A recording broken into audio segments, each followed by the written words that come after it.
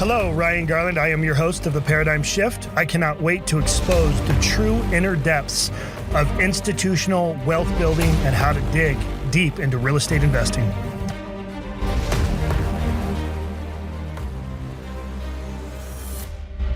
Well, hello, everybody. Ryan Garland here, founder and chairman of Paradigm. We have Mike Revely, our CEO today, and I want to thank everybody because it looks like we have quite a bit that already logged on for joining us today. Make sure this arm stays steady. There we go. Joe, you got to do your job. Thanks, buddy. So, but thanks you guys for joining us today. We have, we're getting a lot of requests to talk about kind of the exit strategy for investors and kind of what seems to be common, what a lot of people have questions on. So we felt that it was necessary for us to kind of talk on that. I think you guys will appreciate kind of where we're taking it today. Obviously, Mike, from his background on Wall Street and kind of really working with larger institutions and how they position themselves for exits, because it's always about how to not only make money, but retain the wealth that you've created.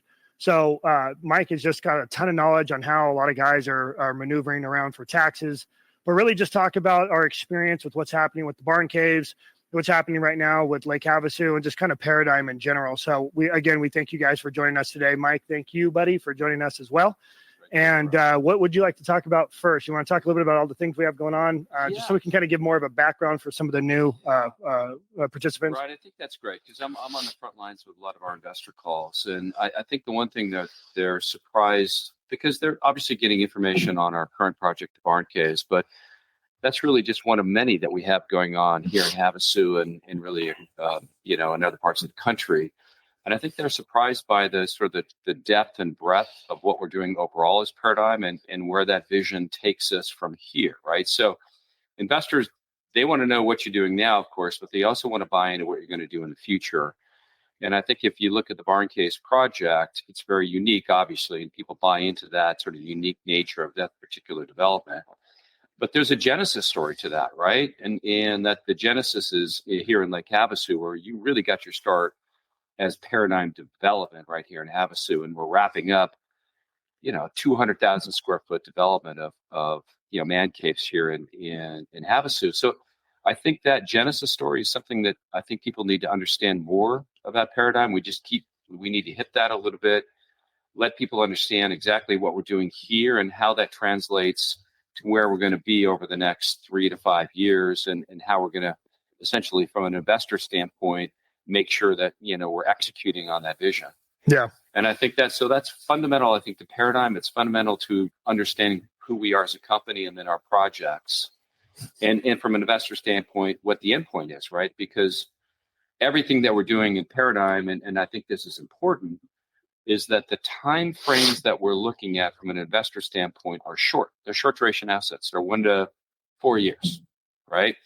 So if you're going to lock money, in what we typically see is people that are coming onto the platform begin to roll over to that next project and that next project. So giving people, I think, a sense of not only what we're doing here in Havasu, but how that translates to other markets is important. So I'd love to start there, man. I think you going through what we're doing here in Havasu, how you got into Havasu, and why you think it's a market that, quite frankly, we could hover here in the next 10 years and not satiate the demand that we see for what Paradigm is building. So I definitely love to start there. All right. So, I have the philosophy, which is kind of nice because one of my mentors, his name is Dan Stevenson. He owns Europa Village and has owned a company called Rancon Group, and has been in Temecula for 70 years. And he was kind of there since the 70s. And so he had mentioned, when he went out there, he just saw the opportunity to basically build an empire there and really build some wealth for him, not only himself, but his clients.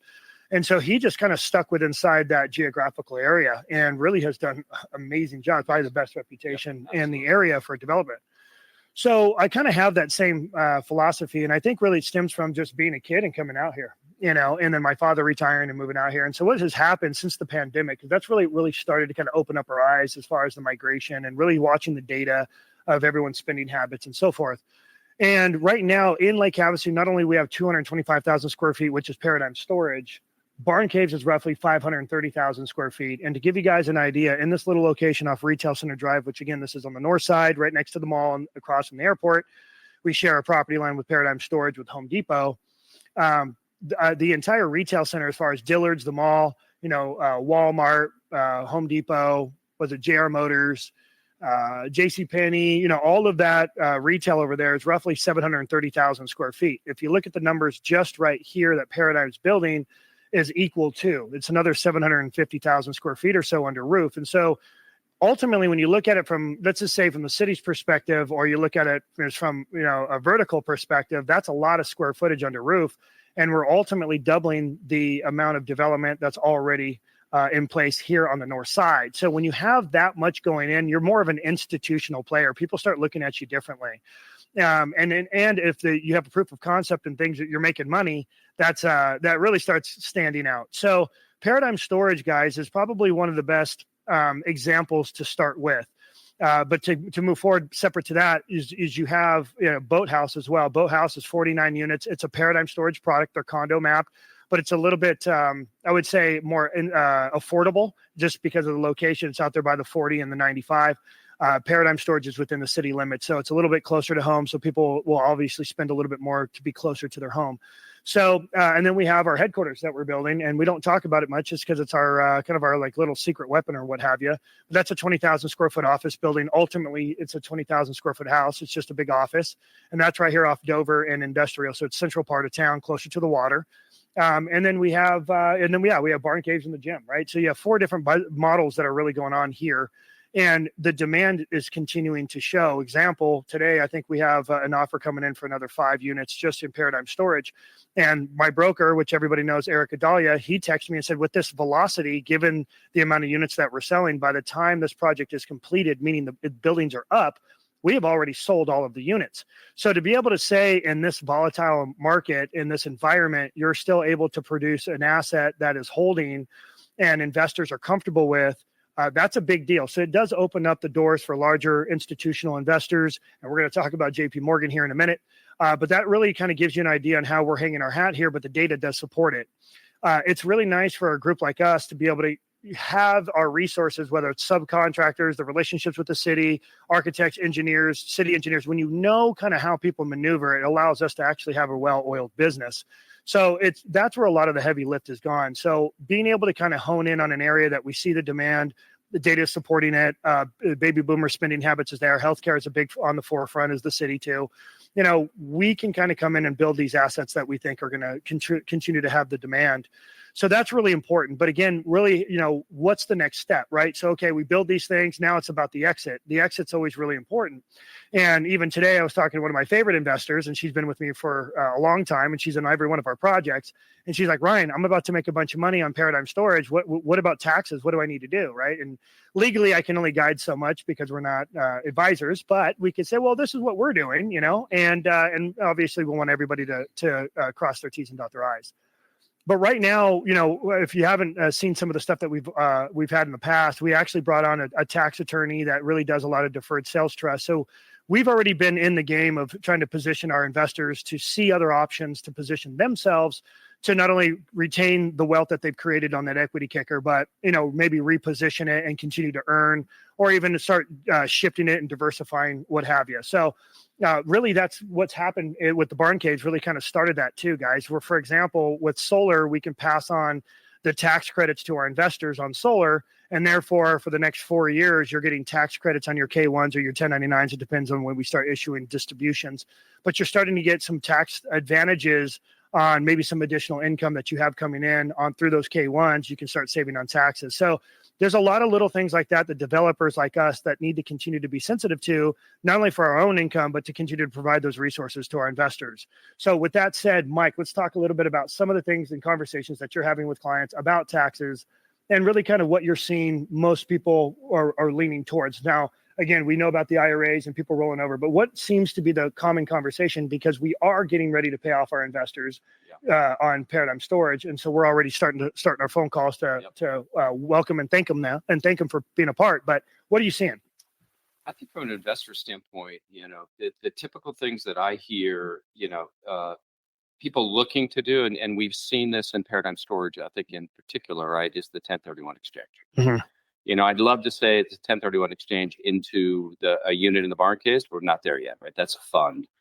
But we, yeah, as an institution, we are offering that option for 1031 exchange right here at Paradigm Storage, and that I think is the easiest transition from a investor standpoint, because a lot of people that we have are real estate heavy. They love real estate. That's where they've made their, whether it's a family office or it's a high net worth. They're constantly looking for real estate projects to invest in. And that the 1031 exchange obviously is a common discussion that I have. We just had 18 units purchased through a 1031. 18 and perhaps another 10, or so we had another 9, a 10, a 7, a 5. We've had a lot of. I think out of all the 208 units, I think we're going to have less than 100 owners because most people are buying more than one unit. Yeah, exactly. So obviously, that's something that we hear all the time, right? In terms of how do I really shelter this gain that I have? And we just had a conversation with one of our larger investors, but she's a bit older, right? And there's some things happening within the family. It's in a family trust. So how do we divert those assets out of the family trust into Paradigm projects and not have to accrue taxes? That's always a question that we get, right? So, as a firm, I don't like to give tax advice, obviously, but there are ways to shelter that income and not have to pay the capital gains on it. So, we're constantly looking with Deferred Sales Trust, another huge idea where people are essentially, using that to invest and reinvest their real estate gains and shelter it inside that DST structure. So for the sophisticated clients, there are ways to do this for sure. And I think one of the things that I'm seeing, from, my conversations with the investors is, maybe this is just a reflection of where Paradigm has come over the last 18 months. The conversations that I'm having with our investors are no longer the smaller check writers, the $10,000 to $20,000 check writers. These are people that have $500,000, $1 million, $2 million, $4 million, right? So I think that's a reflection, I think, of the product that we're bringing to the market, the sophistication, but in a real way, it's the track record, Ryan, in terms of what you've been able to deliver. And, as from an investor standpoint, people want to reinvest in things that have made them money in the past, right? So people are getting more comfortable with the overall asset class. I think they like storage, and they're seeing this idea of, storage plus residential. You meant true storage, not just, we're saying we're building a large garage. Now, these are true boat and RV garages, allowing people to keep, their toys where their home is, whether it's a second home, first home, or third home. So that product, I think, is catching sort of fire across the U.S. I mean, we've had people come in from Alaska, fly into Havasu, invest with us. We have conversations with people all over the country that have seen this, given our reach on Instagram, Facebook, and social media platforms, that have been able to see it. But there seems to be this buy-off, like, I just can't get enough garage space. And therefore, and I think our demographics tend to be, let's face it, they tend to be 35 to 60, right? That's our demographic in terms of our investor and our buyers. And that demographic is the one that has all the toys. It's true. And much of the wealth too, which ultimately are looking for more and more write-offs. I know one of the common things for, local buyers, what's happening is they don't have enough room in their current RV garage that's tied to their home. And so they're coming out and buying another storage unit. But a lot of the conversations, as I'm seeing them in passing, as they're maybe epoxying their flooring or moving in and getting their keys, they'll say, yeah, we had, some tax implications, and our advisor, wanted us to buy more real estate or pay Uncle Sam. Which one is it? Which obviously leads into additional opportunities to invest. If you have the same issue, instead of buying real estate, you could actually own a piece of real estate through an investment structure with Paradigm. And then you don't have to worry about work or management or what have you of the asset. So we do that heavy lift. There's another opportunity that we're actually working on right now. It's called a qualified opportunity zone for a lot of real estate investors. They probably know what that means, but ultimately it's locations within certain cities and counties where I would say from a federal level want to try to push more growth. So what they've done is they've created incentives for investors to go into a fund that is an asset in a specific location that has been identified for needing growth. And we would get, you can roll your capital gains, 1031 exchange, sales from maybe a business, and you can actually roll those gains into a real estate opportunity zone where for example, a lot of people don't know this, but like, let's say you have a sale of a business. You can't just roll those gains into real estate, getting 100%, write-off on your gains. You still have to, you can defer them, but only for so long. The same thing with 1031. It's like for like, right? So if you sell real estate, that's what 1031 is for. You can sell real estate, and then you can roll that capital gains into another real estate investment, right? You have to own the property, you have to be on title.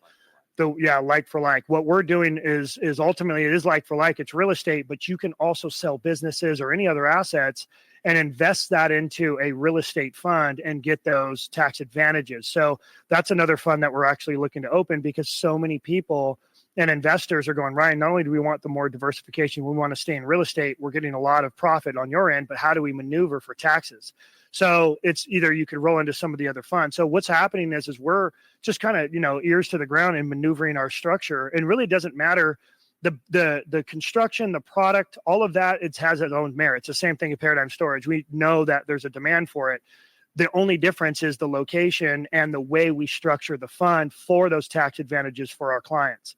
So it's really just kind of maneuvering and implementing, basically the tools that are out there to provide those amenities to our clients. And so with that said, let's say, with not only Dover, we want to do a cost segregation on that. We're going to do a cost seg as well on the gym, which ultimately means we get to pass those real estate, what's it called? Not tax credits, but depreciation back through to our clients. So it's really kind of neat, how we're actually making this more on the forefront, because again, our clients are making a lot of money, and they're looking for those those tax advantages. Yeah, and I think too, just the way that we're structuring and we're finalizing this with our attorneys now, our tax attorneys and our fund attorneys, but to be able to basically essentially have within the Barn Cave structure our investors coming into the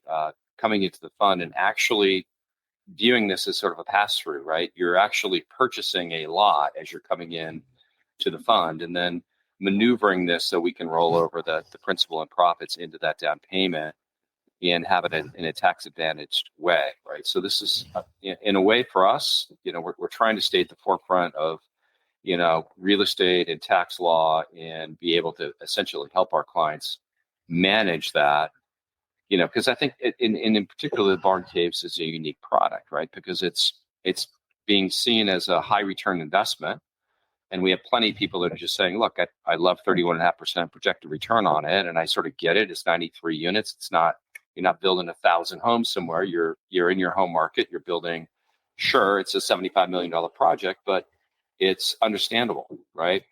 So there's those people that just view it from an outright return perspective, but there's a heck of a lot of people that have sort of seen this and said, no, I want to invest in it, but I also want to own a unit, right? And we've got family offices that are coming in for multiple units that they're just basically, taking their returns that they get from the underlying fund and rolling it into multiple units. So we want to be able to do that in a tax efficient and effective way for, our investors. So I think we are trying to stay on the cutting edge of what we can do within the tax law and making sure that we understand it, our investors understand it, and get the advice that we need. And that I think is, from my perspective, I think that's our job, right? We're not just developers, but effectively, the nice thing about us is we're a platform, and on that platform, we have consultants, we have attorneys, we have tax accountants, all these people that we can not only use to our advantage, but also for our clients' advantage. And we're becoming much more of a quote unquote family office, right, with a development arm. Yep, that's exactly. So let's unpack that a little bit more. So that's the fruit here, guys. We're going to talk about that a little further, so it's understood probably better. So it's funny because some of our investors that are actually in Paradigm Storage are on this and want to own units or have already bought units once the project was, not only did they invest into it, but they also own units here. It's really kind of the same concept. The majority of our clients do like real estate. So of course, no one's going to put all their eggs in one basket, right? Everyone, you see Paradigm and you're like, you know what? I want to dip my toe in the water. I've had, several investments with them. I'm going to keep rolling capital, but they still have some of their liquidity and a lot of their net worth is still in other assets in real estate. what has happened is we learned our lesson with Paradigm Storage, where because these are condos, this is a for sale product. It's fee simple. Each unit's a for sale product. That opened up the doors to a lot more buyers, a lot larger buyer pool. And you have real estate investors that don't want to do a step or can't do a step up in their basis, or, because of interest rates are high, they don't want to buy another residential rental. And the entry point is so low here that you can buy one or two. The management is much less. The kind of list goes on the reason why people continue to buy these. It really has to do with the returns are stable. You don't have a lot of turnover. The maintenance is minimal, and the entry point is low. So the net is a lot farther out from investors, and people from across the country are buying these sight unseen because the asset class is getting more and more PR from Goldman Sachs opening up a $500 million debt fund for operators on takeout loans after construction for buy and holds, in essence. So long-term debt, 30-year, 40-year mortgages against these assets. So what's happening is institutions are paying attention because the asset has been so stable. But to fast forward, what's happened is with the barn caves, it really opened up the doors for investors to say, hey, Ryan, we want to invest, but we want to buy a unit. And then we would like to own one. And so what happened was, again, learning what's happened with Paradigm Storage, is we went to our securities attorney and our tax attorney and said, hey, look, if we have investors that invest, and whatever that number is, and we can talk about it if anybody's interested that hasn't invested with us, they can lock in a lot, invest a minimum amount. And then what happens is that 30% projected return, I can return that profit to them with a gift of equity. So now they're getting the gift of equity, eliminating the tax gains on or the profit and on the taxable gains on the profit, and it's rolling into ownership. And therefore our investors are going, I love that idea, right? So now let's say you have an IRA. It's fine. We can roll those gains into ownership, but you take the principal back to your IRA. There's so many different practices, but here's the biggest takeaway. We have, I think, north of 100,000 people on a waiting list to buy these units. That's how much exposure we've really pushed the barn caves for everyone to see. But the interest list has gone through the roof, on top of other developers, other landowners, other guys are trying to get a hold of our floor plans because they want to build something similar, because it's just taken root. It really has. It's really kind of impressive. But again, what's happening is investors are going, well, look, or buyers and investors are going, I love what you're building. I love the price point as far as the sales price. So they're locking in on a sales price. So from an investor's perspective, or even a developer, we're always focused on developing and selling to make a profit. If my own investors are looking for tax strategy, they're buying them, and then we're gifting the profit to them for the down payment or a portion of their down payment. But yet we have a fixed sales price, and we have right now, I think it's 43 of our units or lots have already been chosen out of 93 lots. We're already halfway sold, in essence, right? Or close to.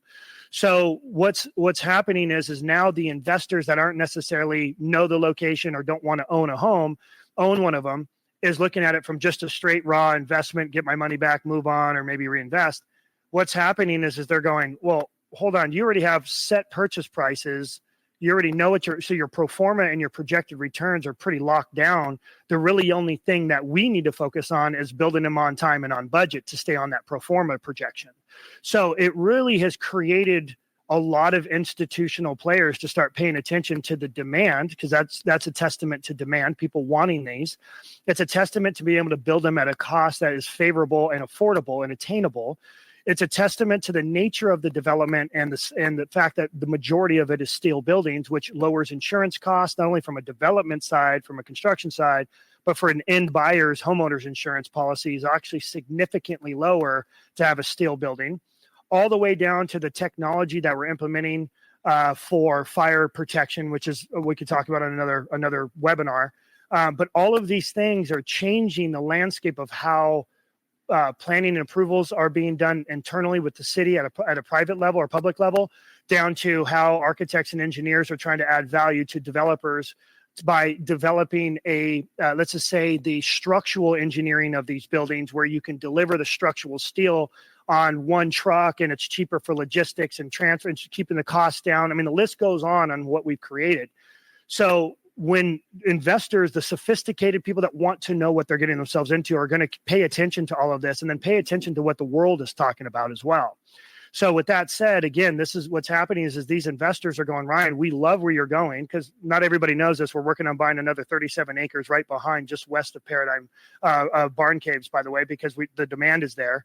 But we're going to continue to develop right here in the area, because again, that demand is there. It'd be dumb for us not to. And by continuing to provide those tax advantages, again, through ownership and gifting that equity, is really a big deal. And I would say I'd say maybe 50% of the investors that are in this fund want to own one. So by being able to create another vehicle for opportunity for clients, it's really kind of started standing out for other, let's say, operators like us that are trying to provide and successfully raise capital, but provide more services to their clients. So I hope that makes sense. I know I talk a lot here, guys, but I hope that I was able to unpack that again. Again, the takeaway is investing, rolling your gains into ownership.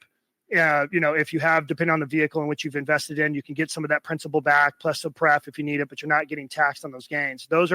That's a big play. So again, it's like you're going to buy a home, you're building a home on your own. If you keep the house, you're not going to get taxed on unrecognized or realized gains. You still own the home until you sell it. You're not going to have to pay taxes on any of the profit. Same concept here, because ultimately you're investing into the LLC that owns this project. So it's really just a numbers game. Is really all it is. We're just simply going to have two share classes within the fund: share class for investors and share class for investors that want a unit, right? So usually we can do that. I think fundamentally too, if you go through the numbers with the investors, I'm sensing too, they sort of see this almost like an IPO, right? In a way, they're like, oh, well, you get a new stock that comes out in an IPO. It's typically cheap and it goes up after the stock is released, right? I think people look at this and going, you're delivering this product at $425 a square foot. Wow. Okay, there's upside there for sure. And I tell them, look, these are our performers. We're being tried to be conservative, and yeah, we could be releasing these at much higher price points over time, right? We're phasing it out. Anybody that's not locking, their home in through that V share, effectively, yeah, I think we're delivering this below market. I've always thought that. It's like, okay, 425, fair. But I think, there's 450, 475, even pushing $500 a square foot, delivering the product that we can deliver out here in Havasu and making it, I think once you drive into the private drive with the palm trees and the pavered streets, and you're going to get in there and going, do I get to talk about that on this one? Do I get to talk about that? You get to talk. I'm such a nerd. Absolutely, man. But you're going to come in there and you're going to be, wow, I just don't want to leave this place. This is so incredible. And then having a 32,000 square foot gym with a Dubai inspired pool and pickleball courts and all that creates the overall environment where, that price per square foot seems like a giveaway. And I think people are sensing that. They're like, yeah, I see the upside in what you're trying to build here. And also from a concept perspective, we begin to brand ourselves in a way that when we come to that next location, they already know about the product. They've already seen it. They've seen what we built here. And that's why I think we're getting the take up we get from Alaska or from Florida or from Missouri or, I'm having conversations with people in virtually all 50 states. Let me add it to this. So guys, where I learned a lot of this. So my uncle, he was one of the presidents of Standard Pacific Homes, which ultimately sold to Lennar. He ended up going over to Western National that was building, I think, 33,000 apartment doors for the Irvine Company. He left there and became the president of Holland Partners, which builds high rises all over the world. And in my opinion, that would be my dream. He doesn't get much bigger than building high rises. Okay. He always said that you make money on your acquisition. You make money on doing your homework and doing your research. That's where you make your money. And the biggest testament that we have to the success of where we believe the market is going is not only because the data doesn't lie, but, for example, Paradigm Storage, we thought we were going to sell these at $145 a foot. Our cost to build has actually stayed the same, which is ironic because we've been building through an inflationary period. But we plan on selling these for $170 or $145 a foot. Right now, on average, we're selling them for $175 a foot. And the rest of Building E, we just sent out an offer, or actually I countersigned an offer at $180 a foot. So it's the same concept as home builders, right? If you buy earlier in the phases, your cost is a little bit lower. As you deliver a product, the demand goes up, you can increase that price. Yes, the demand has gone up, but the market has slowed. Q4 last year during the elections it was desolate. It was quiet, and we kind of expected it. But we were still seeing trades where other traditional real estate had slowed down, and certain price points have definitely been hit. but these assets just aren't. And it's simply because of the tax strategy. People are looking to continue to retain their wealth and not pay Uncle Sam so much. So that's been huge. So it's allowing us, because the demand for tax strategy is higher than homeownership right now. People own their homes. You may have a low interest rate on your home right now, and you don't need to sell it because interest rates are high. You may want to move to Havasu, but you can't, because you're like, well, I'm going to go buy a $1.2 million house, but I'll have a 8%, or sorry, right now a 6% mortgage, where I have a 2% right now.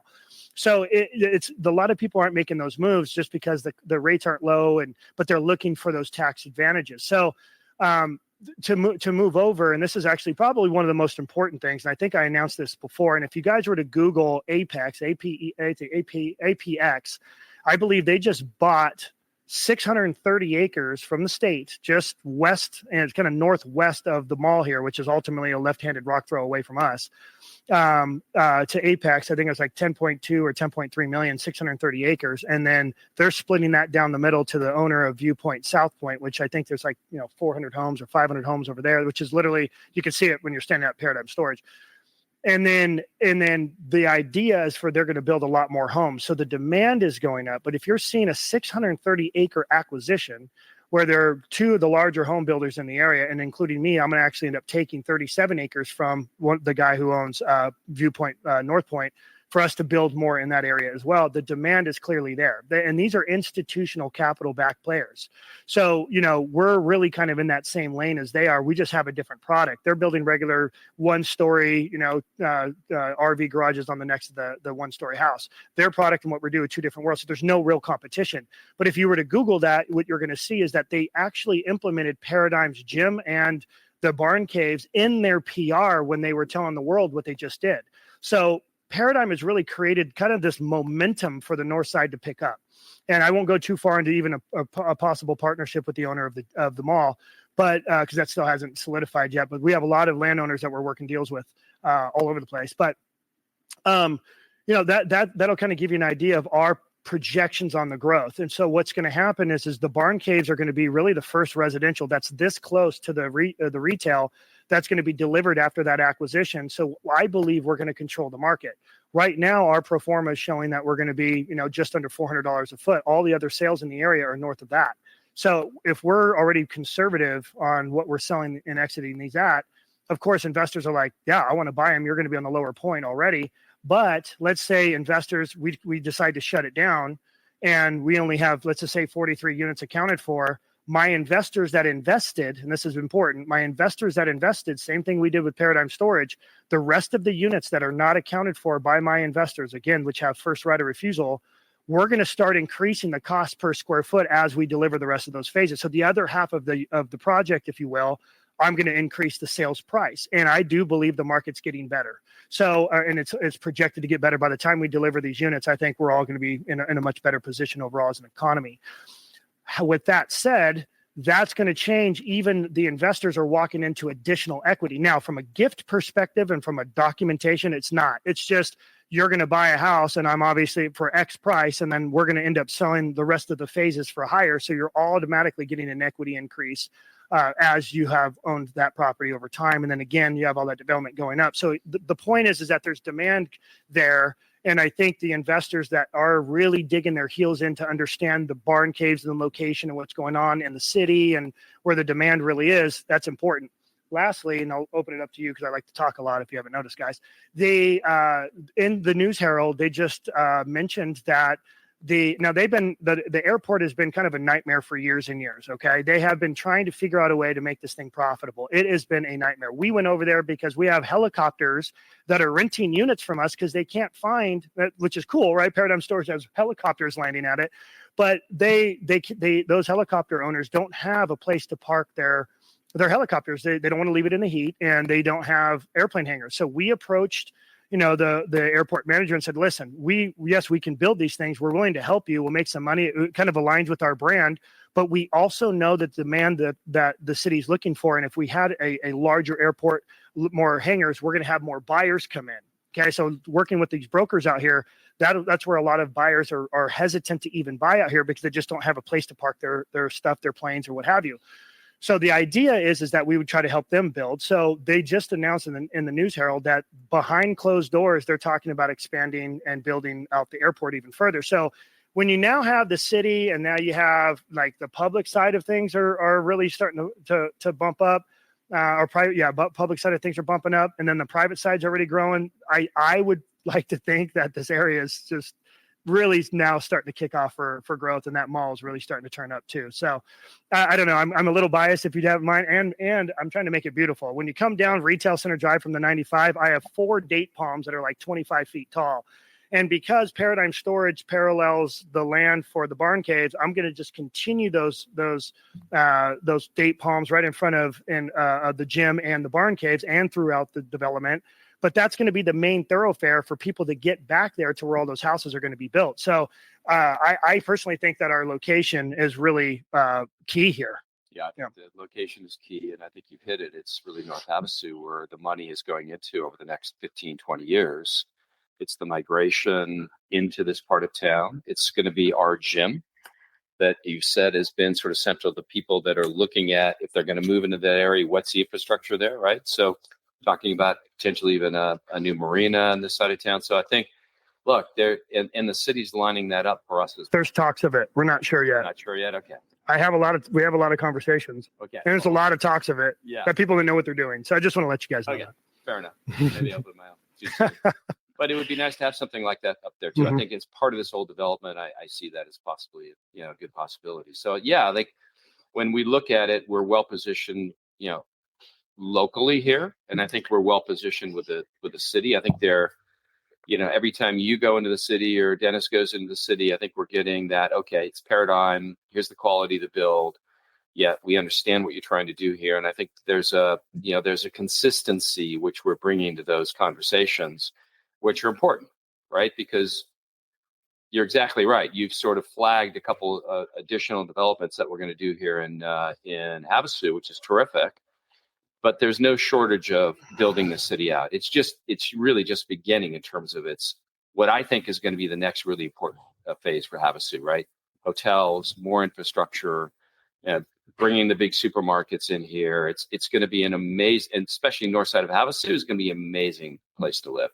And I think, from my perspective, you look at the map, the barn caves is the gateway to all of that activity. You're going to go right past the barn caves into all that development, right? So I think we're really well positioned for that. And of course, we deliver on our pro formas, just like we did here at Paradigm Storage. I mean, initially we're pro forma at what, $145 a square foot.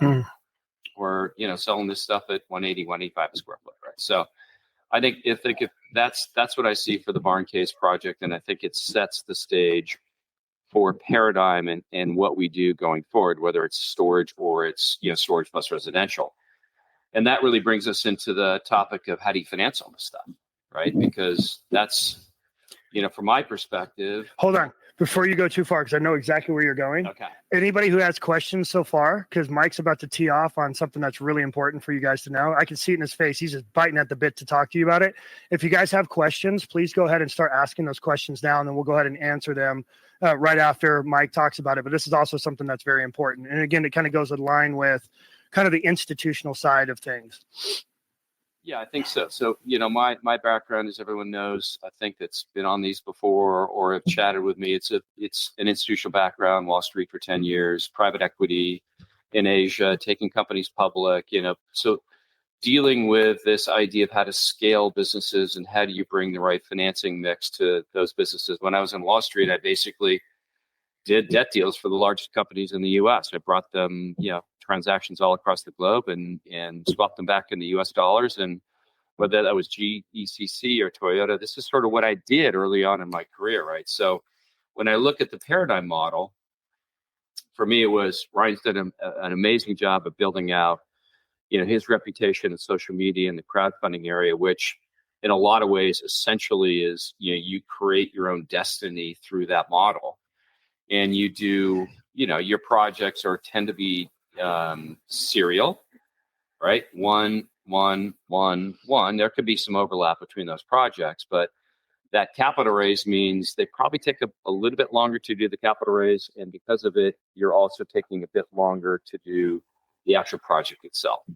So my goal here within Paradigm is to sort of take what we do really best, the crowdfunding model, but then marry it up with more institutional capital, right? So what does that mean? Ultimately, that means we have to go get a revolving credit facility from a major institution, get that in place and bring some capital to that. And then therefore, when we go to our next raise, effectively what we're saying is, let's go to the family offices that's going to essentially provide the equity to support that line of credit. We've got JP Morgan right now, knock on wood. I don't have wood here, but I think I'm going to have a term sheet from them, if not this week, early next week, which is going to allow us to do that. So I met with the head of credit in JP Morgan, New York. It's a relationship I've had for 25 years.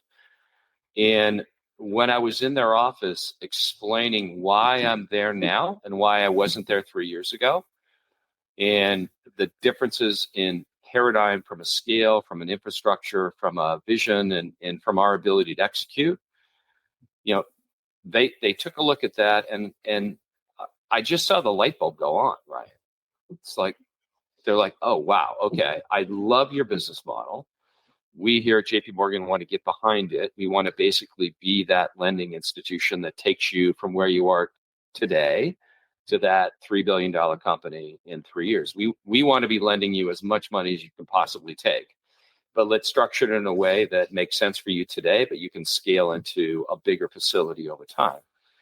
And so that's where we are in this. So what you're going to see from us on a go-forward basis is the ability essentially to move as quickly as we possibly can with projects in parallel, right? So you're talking about 3, 4, 5 projects at a time across the U.S. with institutional capital backing it. But how can we do that? Well, we've got the development team in place now. We know our costs. We know we have the migratory trends across the U.S. We know where we want to be. We're going to pick our locations very carefully. We're going to partner in the local markets when we need to. And we're effectively replicating something that we've done over and over and over again.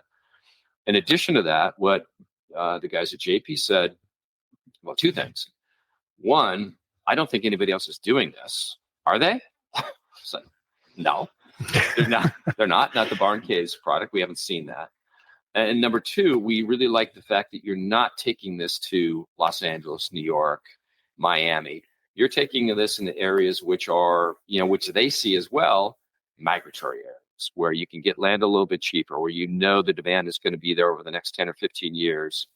And when you get a tailwind, by the way, with interest rates a bit lower, which I think they're going to be lowered here very shortly, you're going to get a tailwind from an interest perspective, right? Your debt costs are going to be lower. So I think, there and I was, in those discussions, I was perfectly honest with them. I said, look, I am less concerned with the rate that you charge me, right? Because within the Paradigm model, we have the ability, the way we build and engineer and structure, we're built to go fast. We go fast. The faster we go, the more money we save, right? At the end of the day. And therefore, I can be more generous to my partners, JP Morgan, and my equity partners, my LP partners, because we have embedded within our profit margins the ability to do that, right? If you're a traditional builder building 500 homes somewhere, you may not have those business margins. You need to count every penny. I think from Paradigm's perspective, the partners that are looking at us right now are going well. The partners that are looking at I would call this like phase 2 of Paradigm, right? Phase 1, the traditional crowdfunding. Phase 2 is going to be a little bit more institutional in its nature, right? So the people in phase 2 are going to be the larger family offices, the bigger check writers, but they're going to want to come in and essentially share a piece of the pie for everything that we do, right? They're going to buy into that, and therefore that sophistication level is going to be, it's much higher at the end of the day. It really is.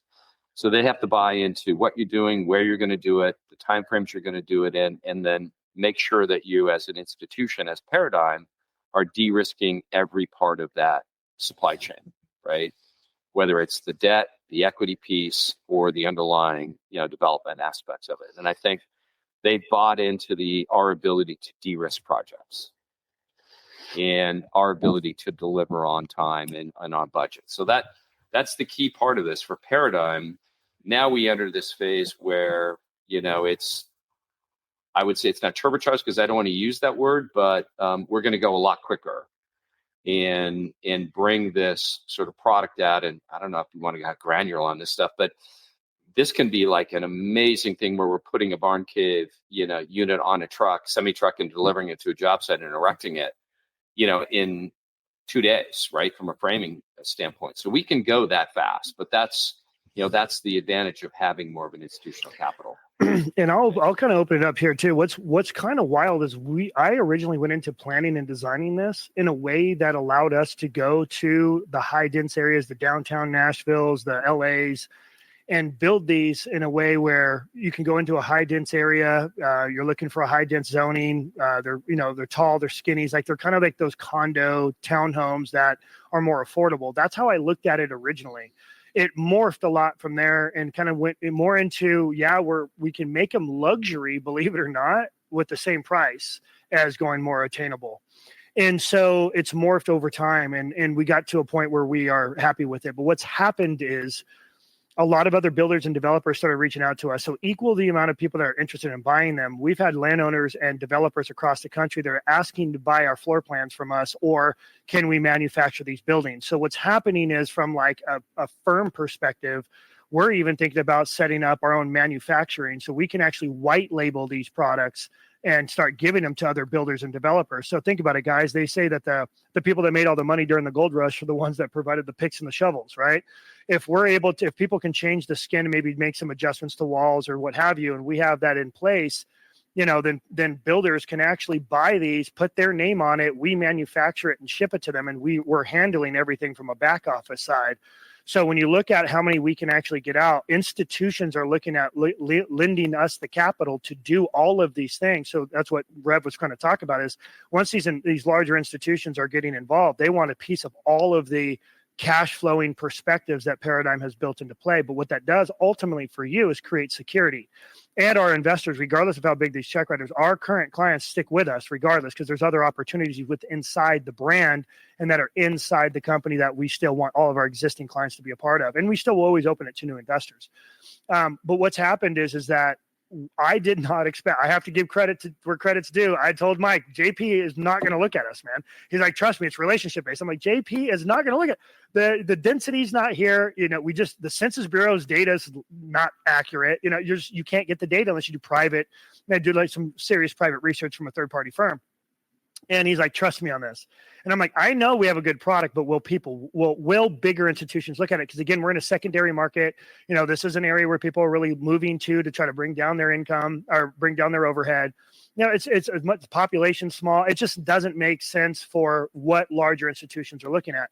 Once they got, which I have to give, Mike was able to pitch it to get them to go, I'm probably kind of interested. That's when it started opening up to really the inner workings and what we have created, because these buildings can be popped up in any geographic location in the country and any atmosphere. You can stack solar on any of this stuff. You can print these things out while you're doing your horizontal improvements. The buildings are being cut and printed, just like Paradigm Storage, right? Paradigm Storage has 56,000 pieces, including the screws and every one of these. And everyone, we can get to a point where we know that number, that much detail in these barn caves. So what's happening is these institutions are going like, man, when you get to a point with inflation and with all the cost of management and even all the way down to we have less labor and less trades, we're cutting the risk. That's what they care about is risk. How are they mitigating the risk? And so all of these little attributes is what's creating that. So we feel that we're on the right track. The demand is there, and ultimately, now it's like, how can we print these things out and build the relationships with our clients and investors to believe in our vision and say, Ryan, we want to be a part of it. And then implementing these additional tax strategies to open up the door for investors to be a part of it is huge. But then you can roll these back over and your capital back into either ownership or rotate into other projects with us. And that's what's really happening here with Paradigm Storage. Paradigm Storage, for the most part, is going to pay all of our clients not only the principal back, but their equity. And everyone who's already wants to allocate the capital and roll them over to barn caves, we're going to shut down the raise on the barn cave. So we pretty much are done on the first raise for that product. And now it's just about building it as fast as we possibly can, build awareness for it, and continue to try to implement better practices for our clients. So we're on the way. And that improves. We've seen that here at Paradigm Storage, where we're sitting right now, right? So we're now in the last two phases, two buildings, F and G, right? Report on we're F, and G, we're putting we're going to be putting the retaining wall in here shortly. So I think from a Paradigm Storage perspective, we've learned a lot from Paradigm Storage, right? In terms of from the phase A to building G, there's a lot of information that we gather as a builder from that process. And I think one of the things I talked about when I was at the bank meeting with JP, it was like, we can, under the right circumstances, build 50,000 square feet of new storage construction in 90 days, right? That building gets dropped. We build very, very quickly. And they were impressed with that. They're like, okay, well, that sort of turns that model upside down, because the other model is sort of what you'd refer to with Goldman. And they've committed a bunch of money to go, take these C or Class B, storage units, storage facilities, and redo them and bring them up to market, right? That takes a heck of a lot of investment and a heck of a lot of reinvestment in terms of bringing those everything within that product up to market. Whereas we can go and build 50,000 square feet in 90 days.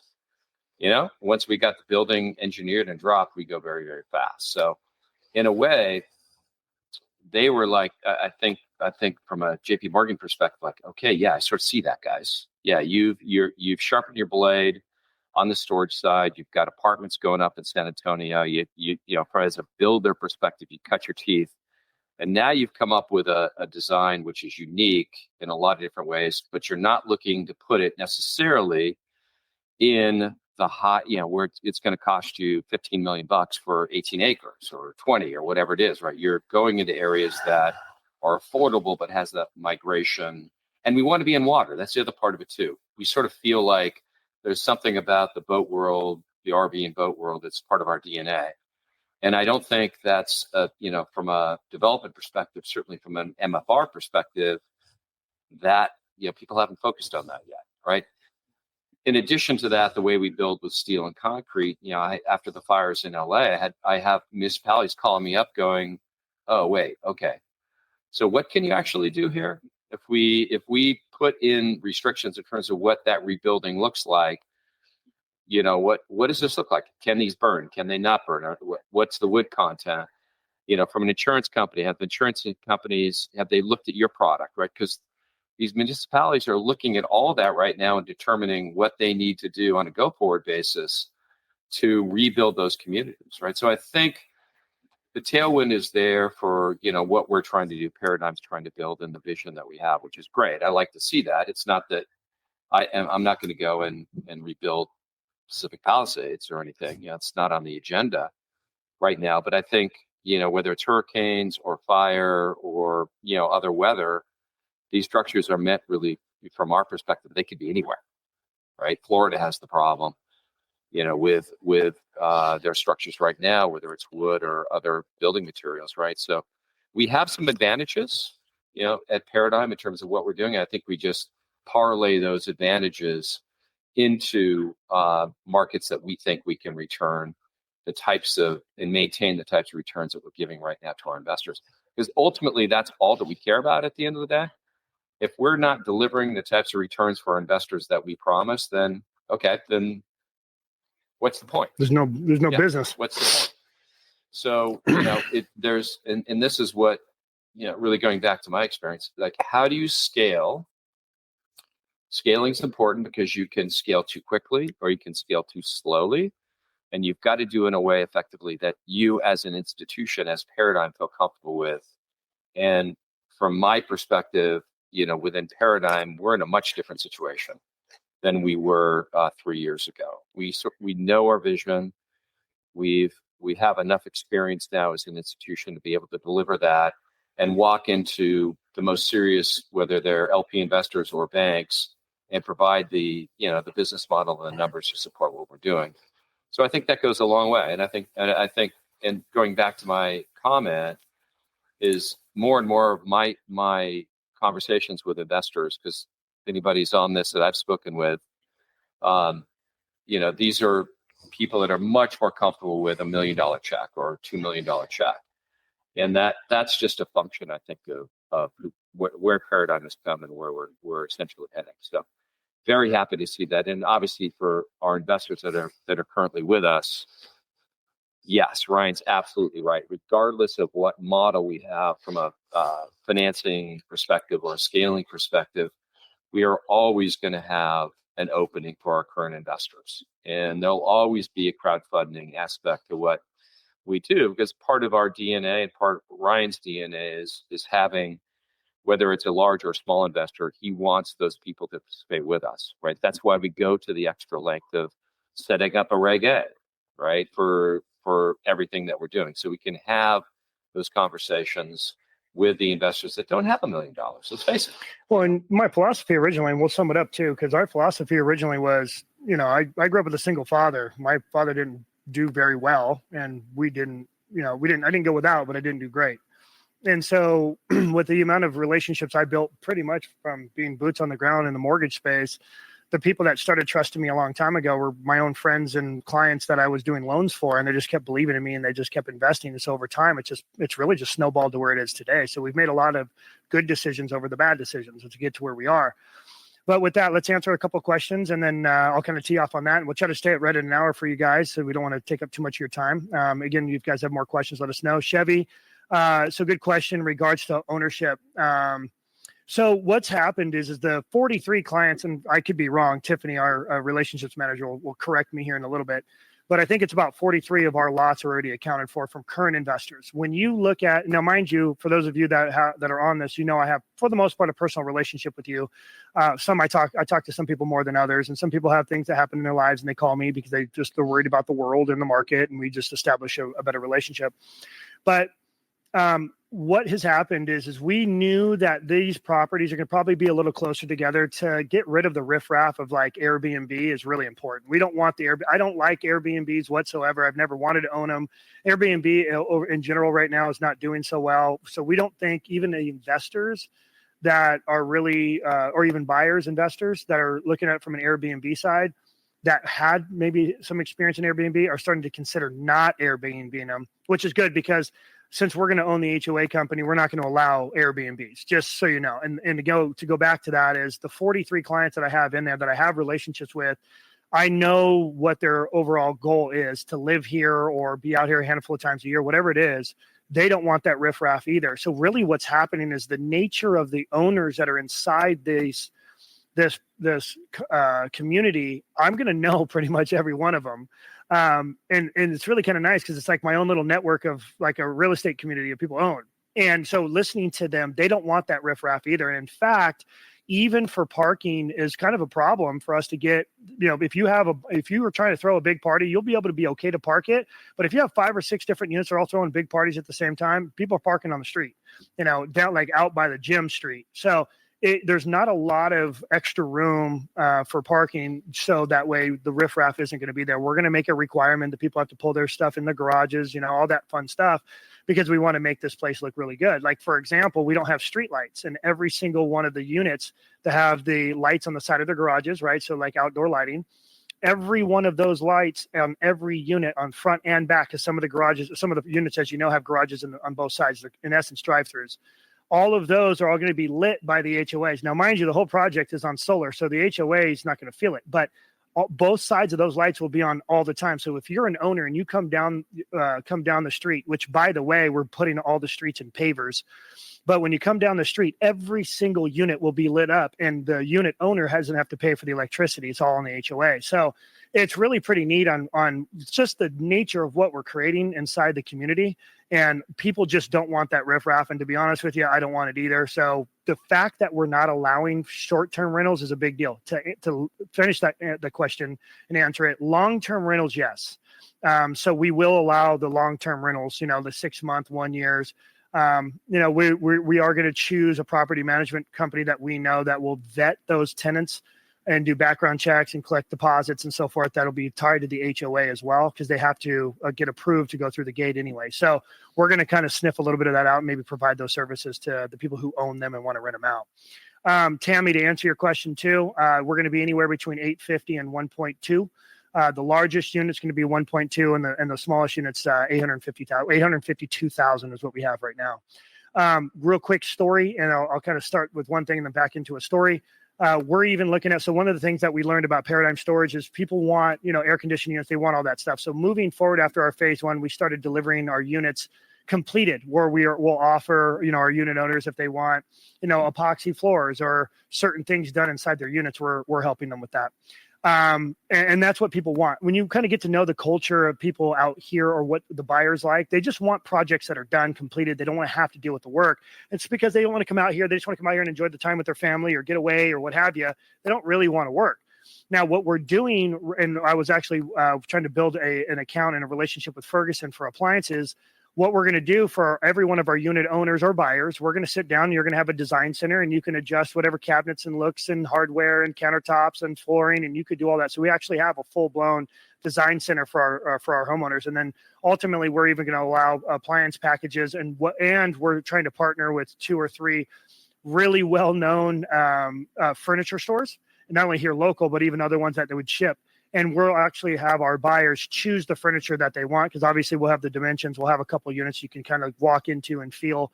But then, by the time they close escrow and they're ready to move in, we'll actually have the whole thing furnished and taken care of to what they wanted and what they paid for. So we're trying to go over and beyond. Any even builders out here, they don't do that, right? You sell them the house, then you got to go get your appliances and your washer and dryers, and you got to do all that. Like, we will have that all handled and picked right in escrow. And the people that, buy these are just kind of getting a much more hands-on experience with a Paradigm brand. That's what we want to provide. So if we're that red carpet feel for our investors, we want to give that red carpet feel to the people who are buying them, because that's where we're making our money at the end of the day. So hopefully that answers the question. And one last thing about a story. And it's been hard. Originally, when I started designing these, I was trying to design these in a way where I have a lot of really great friends. In fact, someone who's on my civil engineering side, her name is Jamie. She actually oversees all of our stuff and works for our civil engineer. So very close with her. And she's a single mom. And, being out here, the income levels out here, trying to make a living and get into home ownership has been very difficult. So we were trying to design these in a way where even, kind of that, single parent can afford, or a single person can afford, a home, because, let's be honest, divorce rates and singles, it's something that has to be considered if you're a good developer. So we're trying to implement some of that. And I think some people will be able to hit that mark. But to be honest with you, one of the reasons why the numbers are as high as they are is because, and I know I'm going to get my hand slapped for this, but a lot of the utility companies, they want bigger easements. So they've pretty much used a lot more of our land that we wanted to build more units. Therefore, the cost per unit would go down. But they want more easements. They want more easements in front of the units and in the back of the units, on the side of the units. They've been eating up all of our land. So it's hard to try to cut our costs down. I think a lot of people think developers are just making tons of money, but it's not. There's with rules, regulations, and approvals, you just kind of get, it's a juggling thing that is really difficult for developers, but we're still trying to compress those costs the best we can. But I think we landed where it's safe for everybody. Okay, let's see. You're welcome. You're welcome. Yes, it will. So the home itself will have solar. If you guys are looking at the renderings on any of our websites or social media, what have you, you'll see, when you scroll in, you'll see that there's panels on each unit. So the idea is when we're going to build these and deliver the house with solar, and you're in essence buying the house and the solar. So it's not like you have to lease the solar or any of that stuff. We're actually going to inherit the cost and then hand over the keys with solar. So you have the ownership of that solar as well. To go further, we just met with Unisource and Clean Energy department with them. We had a private meeting about it because we're going to be the largest development out here not pulling from their grid. Because we're able to produce that power. The biggest issue that we have right now is storage. So a lot of the power that's going to be generated during the day is going to be inherited by the unit during the day, but we don't have the ability to create storage. Now, if you are a homeowner, you decide to have your own battery backup, that's different. But we can't get that in the beginning in our approvals. So therefore, you're still going to have a little bit of a cost on your power.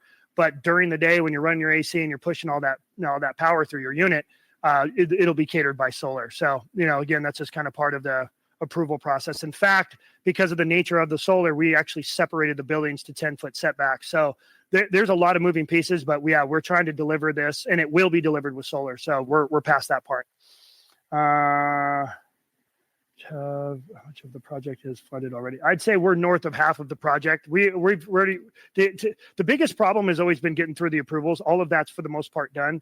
We've already started grading, but we're already halfway through our raise. I'd say another half would be good, but we already have maybe 6 million or so already committed from Paradigm Storage, and that's not profit. That's just principal. So once the profit comes in, we know we're going to oversubscribe. We're not necessarily going to try to do that. We're going to be looking at other projects anyway. So the current clients that have been rolling their money with us over time, going through IRAs, trying to focus on tax strategy, we're going to continue to try to be on the forefront of giving them more options to get involved in things that we're doing, but keep it close, right? Continue to invest in areas that we know, keep all of our sub base here. We know the relationships with our architects and engineers, right? We're going to kind of stay in that realm. So we're going to be offering up more opportunities for people as well. No, Corby, they won't. And there's a lot more to it. In fact, we just had a conversation about it this morning. I don't know if we should say this on web. So all you guys, hope you love me. If I go disappear somewhere, just know it's because I went live with this webinar. So we learned that the power company is implementing AI now to start tracking how much power you're pulling, using, which is not uncommon. The marijuana industry created that problem a long time ago, starting in California. But they're utilizing AI on how they're identifying units that are implementing certain battery backups and how much power you're pulling and so on and so forth. So there's more to that. Maybe you and I can jump on a call and I'll tell you maybe some more inner workings. There's only so much I'm willing to share here. But there's a lot of they don't want you. They will not buy. Basically, it's a money game. They're in the business to make money, so they don't want to buy power from us. If you think about how much power we can produce, and the reason I'm saying it this way is because the majority of our buyers aren't going to live here full time. They're not going to be pulling power. So we were looking at it as a developer going, hey, there's some additional sustainability and income that we may be able to produce by selling power, especially when these units aren't fully occupied, all of them. So we were like, okay, how do we commit? I wonder if we can make some more money, not only maybe income for the company. Of course, that's how we're going to look at it for sustainability, but maybe we could pass over that cash flow to our investors, even after they made their money and get out. Because again, what we did, just to let you know, is we opened up our own solar department. So we actually own the solar company that's going to be producing this and bringing in our own legal to kind of do the negotiations for it. But yeah, they don't want to buy power. Therefore, hence the backup batteries. Because if you have storage, then they can pull from that storage when they need, and then you're selling that power, right? So right now, that's one of the reasons why they really don't want that backup. So or that battery as well. So just to kind of keep you an idea that. It's a money game, man. This is how this world works. We just got to kind of dance and kind of play and maneuver around it, and we don't have a lot of control. But that's kind of one of it. So hope that answered that question. So all right, guys. Well, thank you all very much, Mike. Is there anything else you want to add?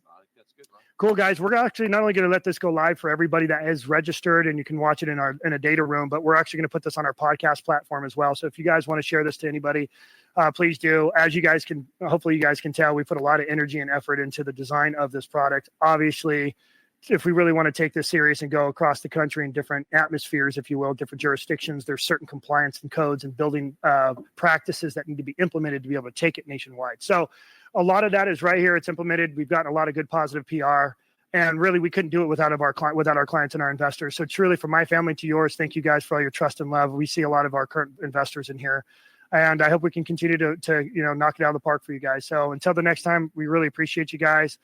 We feel that the world's okay. It's not burning like it was a few months ago. And we see that there's an uptick in activity. So again, thanks for joining us, guys. Appreciate it. Cool. All right, guys. Have a good one. Bye-bye.